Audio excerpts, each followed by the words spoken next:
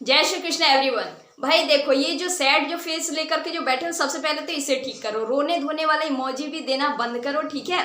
क्योंकि ये सारी चीजों से आपका कोई भी काम आने वाला नहीं है। एट द एंड आप ही को जाकर के एग्जाम देना है और आप ही को लिखना है जाकर के।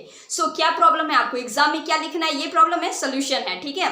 किस तरीके से लिखेंगे कि आपका नंबर ज्यादा आएगा, ये प्रॉब्लम है, सोल्यूशन है। अब आपके इतने कम टाइम में आप क्या चीज पढ़ो, किस चीज पे आप फोकस करो, आपको ये प्रॉब्लम है, सोल्यूशन यहीं पे है, ठीक है? इसके साथ साथ अगर आप सिर्फ 40 to 50 मार्क का पढ़े हो लेकिन आप 60 to 70 ला सकते हो वही पढ़ के, ये प्रॉब्लम है, सोल्यूशन है। साथ ही साथ अगर कोई 70 to 80 अगर एवरेज में अगर पढ़े हैं तो आप 90 तक ला सकते हो। किस तरीके से, सोल्यूशन है। क्या चीज करेंगे आप जो कि आप कॉपी में अगर लिखे भी हो आंसर फिर भी आपका मार्क्स कट सकता है, पता है इस चीज को? सोल्यूशन यहीं पे बताएंगे। क्या चीज आपको अवॉइड करना है, क्या चीज आपको लाना है, कैसे करके अपने कॉपी को लिखना है और क्या क्या चीज आपको दिमाग में रखना है, साथ ही साथ अपने माइंड सेट को किस तरीके से आपको सेट करके एग्जाम पे जाना है, हर चीज का डिटेल में आपको ये इसी वीडियो पे बताने वाली हूँ। सो ओवरऑल ये वीडियो जो है हर एक स्टूडेंट के लिए बहुत ही ज्यादा इंपॉर्टेंट है। जिसके मन में डर है कि फेल होने का, उसके लिए भी, जो थोड़ा बहुत जब पढ़े हैं उसके लिए भी, जो जिसका भी रिवाइज वाला फेज चल रहा है उसके लिए भी, ईच एंड एवरी स्टूडेंट का इक्वली इंपॉर्टेंट है ये वीडियो। इसीलिए वीडियो को एंड तक देखना आपके लिए ही फायदेमंद का रहने वाला है, ठीक है भाई? अगर अच्छा लगे तो क्या करना है आपको, बस शेयर करके सब्सक्राइब बटन पे क्लिक करके ऑल पे कर देना, क्योंकि तभी ये नोटिफिकेशन आपके पास जाता है और हर एक इंपॉर्टेंट वीडियो आप तक टाइमली पहुंच जाता है। अगर एग्जाम से पहले देख रहे हो तो बहुत अच्छी बात है। कुछ यहाँ पे मैं आपको पॉइंट्स बताने वाली हूँ, कुछ अपने एक्सपीरियंस से, कुछ टीचर का इंटरव्यू से और कुछ जो है स्टूडेंट का एनालिसिस करके, ये सारी चीजों को देख करके मैं यहाँ पे सम अप करके लिए आपके लिए कुछ लाई हूँ जो कि बहुत ही इंपॉर्टेंट है, ठीक है भाई? तो एक एक पॉइंट को बहुत ही अच्छे से समझना, सुनना, क्योंकि सारे पॉइंट्स इक्वली इंपॉर्टेंट है और सारे यहाँ पे प्रैक्टिकल बातें होगी। क्या चीज आपको अवॉइड करना है, क्या आपको नहीं करना है, क्या आपको करना है, हर एक चीज समझेंगे, ठीक है? तो चलिए हम लोग शुरू करते हैं। यहाँ पे सबसे पहले हम लोग देखते हैं यहाँ पे कि मोस्ट इंपॉर्टेंट पॉइंट आपको क्या करना है और क्या नहीं करना है। ऑल राइट, आते हैं एज यूजर पॉइंट प्रॉब्लम के पास, ठीक है भाई? क्या अवॉइड आपको करना है, क्या प्रॉब्लम्स आपके पास आता है, चाहे कोई सा भी आपका एग्जाम रहे। हर एग्जाम में मोस्टली स्टूडेंट क्या दिक्कत करते जानते हो? स्टार्टिंग में स्लो राइटिंग में लिखते हैं और स्टार्टिंग में स्लो राइटिंग लिखने के कारण लास्ट में उनका क्या हो जाता है, वही एकदम चाइनीज राइटिंग पे फैल जाता है, जो कि आपको बहुत ही ज्यादा यहाँ पे कॉम्प्लिकेशन का सामना करना पड़ता है। इसीलिए अपने टाइम मैनेजमेंट को हमेशा याद रखना। हमेशा मैं आपको कहती हूँ कि 3 घंटा दिमाग में मत लेके चलो, 2 आवर 45 मिनट को दिमाग में लेकर के चलो, ठीक है? कि उतने में आपको करना है। जैसे हाथ में क्वेश्चन आए, जैसे कॉपी आए, अलर्ट हो जाओ। कौन क्या कर रहा है, क्या नहीं करना है, किसका कितना हो रहा है, आपको किधर भी किसी भी तरीके का देखने का जरूरत नहीं है। किस क्वेश्चन, कौन सा क्वेश्चन आपको नहीं आ रहा है उसको भी आप कैसे करके लिख सकते हो, ईच एंड एवरीथिंग मैं आपको यहाँ पे बताने वाली हूँ। सुनते जाओ बस, ठीक है? और देखो दूसरा क्या होता है, बैड राइटिंग। बहुत सारे स्टूडेंट के ये क्वेश्चन रहते हैं कि क्या राइटिंग खराब होने से क्या नंबर कटता है? नहीं, देखो ऐसा कोई बात नहीं है। राइटिंग बस ऐसे होना चाहिए कि सामने वाले जो टीचर है, एग्जामिनर जो आपके कॉपी को जो चेक कर रहे हैं, उनको समझ में आना चाहिए, दैट्स ऑल। बस यहाँ राइटिंग का कोई कंपटीशन नहीं चल रहा है। बार बार कहते हैं यहाँ पे आपका सब्जेक्ट से रिलेटेड आपके पास क्या नॉलेज है ये देखने के लिए क्वेश्चन दिया जाता है। राइटिंग का कोई यहाँ पे दिक्कत नहीं है, बाकी राइटिंग समझ में आना चाहिए, इतना अगर है तो राइटिंग का छोड़ो आप, ठीक है? तीसरा हम लोग आते हैं कि आप लोग जो करते हैं भाई, ये काटा काटी जो काम जो होता है ना, ये काटा पीटी वाला, ये चीजों को अवॉइड करना। देखो मान लो कि आप ही को सपोज करो कि आप ही एक टीचर है और आप इतने सारे कॉपी को चेक कर रहे हैं और मान लीजिए कि कोई कॉपी ऐसे आए जो कि स्टार्टिंग में थोड़ा लिख रहा है, फिर काट रहा है, फिर लिख रहा है, फिर काट रहा है, फिर इधर उधर करके विदाउट सीक्वेंस में फॉलो करके लिख रहा है, और कोई एक ऐसा कॉपी आपको मिलता है जो कि बहुत सुंदर से प्रेजेंटिंग करके लिखता है, ठीक है? बट पहला वाला जो कॉपी जो था वो 10 क्वेश्चन का आंसर दिया, लेकिन दूसरा वाला कॉपी जो है वो 8 क्वेश्चन का आंसर दिया है। लेकिन आप सबसे ज्यादा नंबर पता है किसको दोगे? सेकंड वाले को, क्योंकि कहीं ना कहीं 2 आंसर वो सही मतलब ज्यादा लिख के भी वो नंबर को कट कर देता है। किसमें नंबर कटिंग करता है अपना?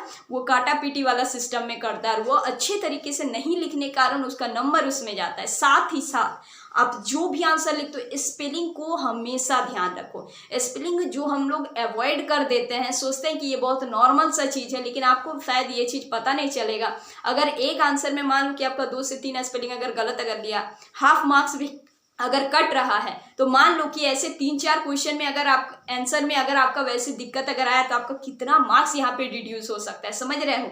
इसीलिए छोटी छोटी बातों को भी यहाँ पे घुसा करके जाना। इसके बाद भाई क्या है, ये सारे तो आपके कुछ प्रॉब्लम्स थे, ठीक है। अब आपको यहाँ पे सोल्यूशन क्या करना है, शुरू से आपको अलर्ट हो जाना है। कट अगर लगाना है तो ऐसे सिंगल कट लगाना, ठीक है। अगर मान लो कि कोई भी क्वेश्चन आंसर आप लोग भूल जाते हो, हमेशा हम आपको कहते हैं देखो ये रफ पेज जो होता है ना, यही आपका चीट शीट, ठीक है। आपका खुद का पर्सनल चीट शीट समझ लो तो, और आपका रफ पेज है, और यही आपका एग्जाम का हेल्पर भी है। किस तरीके से, पहले मान लो कि जैसे तुम एग्जामिनेशन हॉल में घुसते हो, होता है ना कि बहुत सारे आंसर हम लोग याद करके जाते हैं, खास करके एसएसटी में कि कुछ ईयर ऐसे रहता है जो कि हम लोग को याद नहीं रहता, लगता है भूल जाएंगे। तो जैसे आपके पास कॉपी आते हैं ना, मतलब लिखने का जैसे टाइम स्टार्ट आता है, पीछे वाले रफ पेज में जाना है, ऐसे रफ लिखना, जो भी पॉइंट आपको लग रहा है कि हम भूल रहे हैं यहाँ पे लिख के रख दो। कोई दिक्कत है, ये सारे अगर पहले से अगर लिख के अगर रख दोगे, उसके बाद आप जो भी आप आंसर सब लिखना, तो भूलने का टेंशन जो आ रहा था ना बार बार, वो वहां से चला जाएगा। और जब आप लिखोगे तब आपको याद भी अगर नहीं अगर आएगा तो तुरंत देख लेना, याद आएगा, टाइम बचेगा, लिख भी लोगे सारा। मिल रहा है सॉल्यूशन। इसके अलावा और क्या है, अगर अभी तक कोई भी चैप्टर सब नहीं आपका हुआ है, आपको और मैराथन वगैरह लंबा वीडियो मत देखो यार। क्यों, अपने दिमाग को थोड़ा सा तो स्पेस दो ताकि उसको भी थोड़ा सा रिलैक्स मिल सके। करना क्या है, करना है आपको, आप शॉर्ट समरीज देखो, ठीक है। हम 2-3 वीडियो यहाँ पे डले हुए भी है मेरे चैनल पे, आप जाकर के उसको भी देख सकते हैं। इतना ईजी लैंग्वेज में बताया है कि कोई शायद भी कोई ऐसा स्टूडेंट होगा जिसको समझ में नहीं आए, ठीक है। क्योंकि हर एक किसी का मेंटेलिटी को देख करके और आप लोग का एग्जाम का प्रेशर को देख करके ही हम इतना ईजी एक्सप्लेनेशन से वीडियो सब बनाते हैं। ऑलराइट, सो आपको करना है क्या है, समरी सब देखो, बस इसका ओवरव्यू ले लो कहानी का, ठीक है। बता क्या रहा है, मतलब क्या नॉलेज देने का वो ट्राई कर रहा है उस चैप्टर के अनुसार। इतना अगर आपको अगर समझ में अगर आ गया तो जो भी क्वेश्चंस आएंगे उस क्वेश्चन को पहले 3 से 4 बार पढ़ना। क्वेश्चन को पहले पढ़ना, बार बार बोलते हैं, क्वेश्चन को पहले पढ़ना, क्वेश्चन में बताना क्या चाह रहा है, कि वो क्या आपसे खोज रहा है, उस चीजों को आप जितना भी हो सके खुद के लैंग्वेज में लिख दो। मतलब छोड़ना नहीं है, सारा अटेम्प्ट करना, जितना हो सके अपना दे दो 100%। जितना भी आपको आता है, थोड़ा सा इंग्लिश का ग्रामर को बस ध्यान रखना, और उसी तरीके से आप उसको लिख दो आराम से आंसर। हम आपको कह रहे हैं 5 नंबर का रहेगा, 3 नंबर तो मिलेगा ना, 4 नंबर तो मिलेगा ना भाई। छोड़ने से तो अच्छा है कि कुछ लिख के ही आपको छोड़ना बिल्कुल भी नहीं है। पेज को ब्लैंक मत रखना, जितना भी आता है जो भी आता है भर देना आराम से, ठीक है। ज्यादा स्ट्रेस आउट मत लो, जितना भी पढ़े हो उसको रिवाइज करो, जो भी बाकी है उसमें समरी वीडियोस देखो, और बस उसका ओवरव्यू ले लो ताकि आप एग्जाम में जाकर के उसको लिख पाओ। साथ ही साथ आपको यहाँ पे कुछ इंपॉर्टेंट कीवर्ड्स को आपको ध्यान देना है, कुछ मेन बातें जो चैप्टर्स में जो कही गई है उस कीवर्ड को ध्यान देना। मान लो कि कोई आंसर अगर आप भूल जा रहे हो, क्या लिखेंगे इसमें, तो उसका कीवर्ड देखना, कीवर्ड ध्यान देना, ठीक है। और देखो सबसे इंपॉर्टेंट बात, एक साइकोलॉजिकल फैक्ट भी बोल लो, या फिर ये जो शीट का एक टेक्निक भी आप इसको बोल सकते हैं कि इसको सीक्वेंस में लिखना।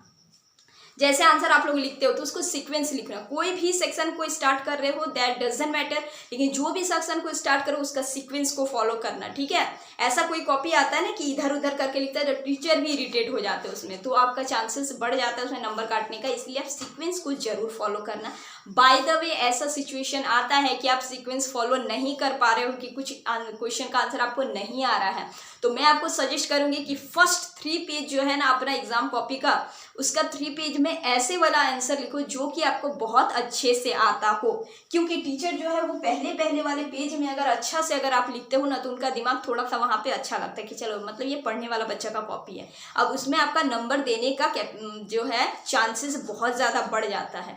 इसीलिए आप यही सारे चीज़ों को करना, अवॉइड करना, काटा पीटी जितना कम हो सके, ठीक है। चलो अब आते हैं हम लोग क्या भाई, हम लोग इतने सारे चीजों को कर लिए। सबसे इंपॉर्टेंट चीज कि क्या आपको नहीं करना है, स्टॉप द नॉनसेंस वर्क, ठीक है। ये जो नॉनसेंस वर्क हम भी अपने बोर्ड एग्जाम के टाइम भी बहुत सुने थे, अभी भी ये सारे जो टीचर ये स्टूडेंट लोग जो करते हैं बेवकूफ जैसा जो काम, ये सारे काम आपको नहीं करना है। कि एग्जामिनेशन कॉपी पे कुछ गाना लिख देना, या फिर नोट को घुसा करके रख देना, या फिर पैसा देना। इससे क्या होता है कि टीचर जितनी कॉपी में अगर आपको अगर मान लो कि आपने 50 नंबर भी अगर लाए हुए तो ये भी आपका कट जाएगा। भाई ये सारे चांस रिस्क में मत लो, ठीक है। ये सब बेवकूफ़ी वाला काम पढ़ने वाला स्टूडेंट तो पहली बात करेगा ही नहीं, और आपको करना भी नहीं चाहिए। पूरे साल भर आपको दिए जाते हैं अपने मेहनत को करने के लिए, ठीक है। अगर फिर भी आपका कोई अगर प्रॉब्लम अगर है तो आप उस प्रॉब्लम का सोल्यूशन देखना। ये सब नॉनसेंस वर्क करके खुद को ऐसा साबित मत करो कि हाँ भाई हम इस लेवल का है, ऐसा बिल्कुल भी नहीं करना है। वो सब नोट वगैरह पैसा रख के या फिर गाना लिख के शायरी लिख के फालतू बकवास वो सब करना ही नहीं है, ठीक है। एज अ स्टूडेंट इसी चीज पे अपने मेहनत पे फोकस करो और स्मार्ट स्टडी करो। जितना टाइम अभी बाकी है रिवीजन में दो, ठीक है। जो भी नहीं हुआ है समरीज वीडियोस देखो, समझो, एक ओवरव्यू लो चैप्टर का, ताकि अपने से कुछ एक्सप्लेन करके लिख पाओ। एंड लास्ट एक ही टिप हम आपको देना चाहेंगे यहाँ पे कि अटेम्प्ट सारा क्वेश्चन को आप अटेम्प्ट करने का कोशिश जरूर कर लेना, ठीक है। अगर पेपर हार्ड आए तो आपका जो चेकिंग जो होता है वो ईजी होता है, ठीक है। इसीलिए ज़्यादा स्ट्रेस आउट नहीं करना है, जितना भी हुआ है बहुत अच्छे से उसको कर लो, ठीक है। जो भी आपका जैसे कि आपका मान लो कि एसएसटी का भी एग्जाम है ना, तो एसएसटी में हिस्ट्री होगा, जियोग्राफी हो गया, सिविक्स हो गया एंड इकोनॉमी हो गया। ये चारों में से जो भी आपको सबसे ईजी लगता हो उसको छोड़ना मत, उसको सबसे पहले कर लेना, क्योंकि मार्किंग तो वही आपको दिलाएगा। उसके बाद जो भी चीज़ आपका छूट रहा है उसको लास्ट में आप एक ओवरव्यू करके देख लेना। लंबी लंबी और वीडियोज़ देख करके अपने दिमाग को मत ये करो, ठीक है। सेल्फ स्टडी के लिए भी थोड़ा सा टाइम रखो। And at the and I think कि आपको बहुत सारे यहाँ पे इंफॉर्मेशन मिले होंगे आपके एग्जाम के अकॉर्डिंग। अगर अच्छा लगे तो आप बाकी अपने दोस्तों तक जरूर शेयर करना, क्योंकि भाई एग्जाम का सबके ये में प्रेशर है, इसीलिए थोड़ा सा उनको भी हेल्प मिल जाएगा, ठीक है। सो आज के लिए बस इतना ही, मिलेगा हम लोग फिर से नेक्स्ट वीडियो में। और एट लास्ट हम आपको यही कहना चाहेंगे, ऑल द बेस्ट आपके सारे एग्जाम्स के लिए। बहुत अच्छे से लिख करके आना, और जो भी इस वीडियो को देख रहा है एकदम गारंटी आप श्योर रखो, यहाँ तक अगर आप टिक गए तो आपका जो नंबर है वो बहुत ही अच्छे आने वाले हैं, ठीक है। तो पहले खुश हो जाओ और अच्छे से मेहनत भी जरूर करो, ठीक है। तो मिलेगा हम लोग फिर से नेक्स्ट वीडियो में। Till then keep smiling and keep learning.